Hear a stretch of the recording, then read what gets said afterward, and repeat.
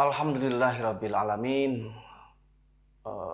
Saudara-saudara yang masih ikut kajian fikih muamalah, kita masuk ke tema ijarah. Ijarah itu kalau diterjemahkan sewa dan jasa, ya.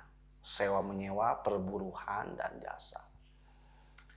Ijarah ini termasuk akad pertukaran. Kalau jual beli pertukaran barang dengan uang, ya, dengan harta. Kalau ijarah itu pertukaran uang, ya, ujroh, iwad, dengan manfaat.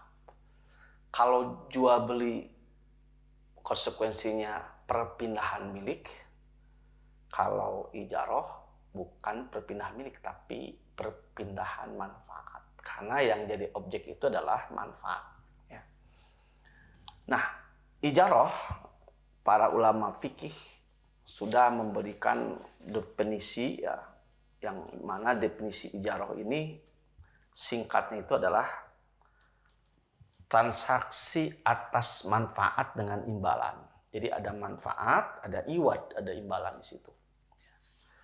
Kalau ulama lain definisinya adalah pertukaran manfaat yang dikehendaki secara jelas, harta yang bersifat mubah dan dapat dipertukarkan dengan imbalan tertentu, ya. Ada juga yang memberikan definisi ijarah adalah pemilikan. Ada kepemilikan tapi bukan ainnya tapi manfaat suatu harta benda yang tentunya bersifat mubah selama periode waktu tertentu dengan iwad, suatu imbalan. Jadi ada 3 unsur di situ. Ada perpindahan manfaat, ada periode, ada waktu, dan ada imbalan. Dan tentu imbalannya adalah uang, ujrah, fee, gitu, ya. Nah, dalil diizinkannya tentu Al-Quran, ya, hadis. Bahkan dalam hadis-hadis Nabi itu juga Rasulullah menyatakan dengan tegas kebolehan tentang mengambil upah dari berbekam, gitu, ya. Bahkan mengambil upah dari meruqyah itu juga diizinkan, gitu, ya. Dan ijarah ini ada 2 objek, ya. Ada ijarah ain, jual beli manfaat dari benda seperti menyewakan rumah, kontrakan, menyewakan mobil rental, gitu, ya. Menyewakan toko, gitu, ya. Itu disebut dengan ijarah ain, ya. Yang kedua yang disebut dengan upah, disebut ijarah amal, ijarah pekerjaan, ya. Saya misalkan sebagai dosen, sebagai guru mendapatkan rotibah, mendapatkan upah. Sebagai pekerja bangunan dia mendapatkan upah. Seorang konsultan, arsitek, dia mendapatkan upah, ya. Pekerjaan yang sifatnya profesi itu disebut dengan ijarah amal atau ijarah sah yang dilakukan oleh orang, ya. Nah, objek ijarah itu karena manfaat, maka syarat-syaratnya itu selain syarat para pihak, ya, mu'jir dan mustajir, juga objek ijarahnya, ya, itu juga harus ada syarat-syarat tertentu, ya. Pertama, ya, syarat-syarat ijarah itu, objek ijarah harus diketahui secara jelas. Apa sih yang menjadi objeknya? Rumah, kalau rumah mana rumahnya, sebelah mana, kalau mobil, mobilnya seperti apa, gitu, ya. Yang kedua, objek ijarah dapat diserah terimakan, artinya bisa dimanfaatkan. Objek ijarah tidak boleh bertentangan dengan syariat, sesuatu yang diharamkan. Misalkan dulu menyewakan VCD porno, gitu, ya. Tentu itu jadi batal, tidak sah. Dan objek yang disewakan adalah manfaat langsung dari sebuah benda, ya. Misalkan rumah ditempati mobil untuk dikendarai, buku untuk dibaca, ya, tanah, kebun ya untuk ditanami. Jadi tidak bisa manfaat itu tidak langsung, tapi harus bersifat langsung. Tidak boleh yang tidak langsung. Ya. Dan syaratnya objek ijarah itu harus benda yang bersifat isti'mali. Artinya harta benda yang dapat dimanfaatkan berulang kali. Ya. Dan bukan benda yang cepat rusak secara zat. Tanah, rumah, mobil gitu ya. Itu kan bisa dipakai berulang-ulang kali. Beda dengan makanan, itu nggak bisa di objek ijarah karena makanan itu habis pakai gitu. Selanjutnya ijarah ini yang kedua itu kan ijarah ain ya, benda. Yang kedua ijarah amal yang disebut dengan pekerjaan buruh.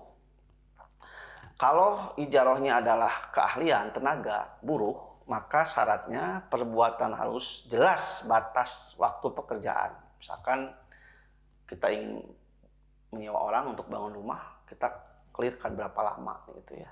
Kalau menyewakan mobil, misalkan berapa hari. Dan pekerjaan yang menjadi objek berupa pekerjaan yang halal dan bukan pekerjaan yang sebelumnya itu menjadi objek ketaatan. Dulu punya pemikiran para ulama, seorang imam sholat, muazin, ya, tidak boleh mengambil upah karena itu sudah pekerjaan ketaatan. Seorang hakim pun tidak boleh mengambil upah dari proses sidangnya. Hakim itu semata-mata dibayar oleh negara. Tidak boleh dari hasil persidangannya. Itu bisa bahaya.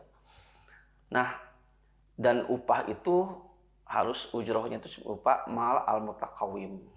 Harta yang bernilai, yang jelas. Tidak boleh orang ngasih upah dengan makanan. Ya kamu kerjaan ini pakai makanan, pakai barang yang memang tidak jelas. Dengan pakaian, dibayar dengan motor, dengan apa enggak. Dia harus terukur, harus jelas. Ya, lebih baik dinominalkan. Dan tentunya upah harus berbeda dengan jenis objeknya. Ya, menyewa rumah dengan rumah lainnya itu beda. Dia harus dikelirkan mana yang menjadi objek upah itu gitu ya. Nah, ada timbul permasalahan dari akad ijarah itu, misalkan perihal pemanfaatkan barang ya. Ketika kita nyewa rumah, maka kita dibatasi untuk memanfaatkan fungsi rumah itu. Dan tidak bisa kita tasarrufan untuk yang lain. Apalagi kita nyewa rumah, disewakan lagi, kalau tanpa izin itu tidak boleh. Perihal objek sewa, terkadang objek sewa itu tidak lengkap. Nyewa rumah tapi airnya nggak ada gitu ya. Nah ini juga harus dikelirkan ya. Karena hal seperti ini akan merusak manfaat dan tujuan dari sewa itu. Nah, biasanya bagaimana kalau ketika sewa menyewa terjadi kerusakan barang sewaan. Nah, ini lihat dari akad pokoknya yang disewakan itu apa. Kalau rusak, yang rusaknya adalah karena kelalaian dan faktor si penyewanya, bisa jadi itu diserahkan ganti ruginya oleh penyewa. Tapi kalau rusaknya alami dan itu fungsi dari akadnya hilang, maka itu dibebankan kepada yang pemilik. Misalkan rumah nih, fungsi rumah itu kan ya untuk tempat tinggal. Ternyata pas di tempat tinggalkan rumahnya atapnya rubuh dan sebagainya, itu maka itu tanggung jawab si pemilik rumah ya. Nah itu ketentuan ijarah. Jadi ijarah itu ada yang menyamakan dengan jual beli.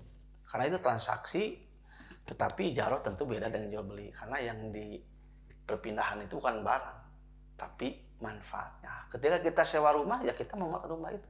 Bukan memiliki rumah itu, cuman memanfaatkan rumah itu dalam periode tertentu. Dan kita mengasih imbalan, si uang. Dan ijarah ini tadi bisa berupa ain, rumah, sawah, sewakan kendaraan. Dan yang kedua adalah disebut upah, ijarah amal. Seorang bekerja, lalu disepakati jenis pekerjaannya, waktunya, dikasih upah. Yaitu pegawai hari ini, kaum buruh ini. mereka mendapatkan ujroh dari majikannya, dari perusahaannya. Itu tentang ijaroh, ya. Dan nanti ada perkembangan yang disebut dengan al-ijaroh al-muttahi bitamlik. Itu akad baru yang digunakan oleh para ulama untuk transaksi di lembaga keuangan syariah. Sebagai pengantar itu saja. Terima kasih. Assalamualaikum warahmatullahi wabarakatuh.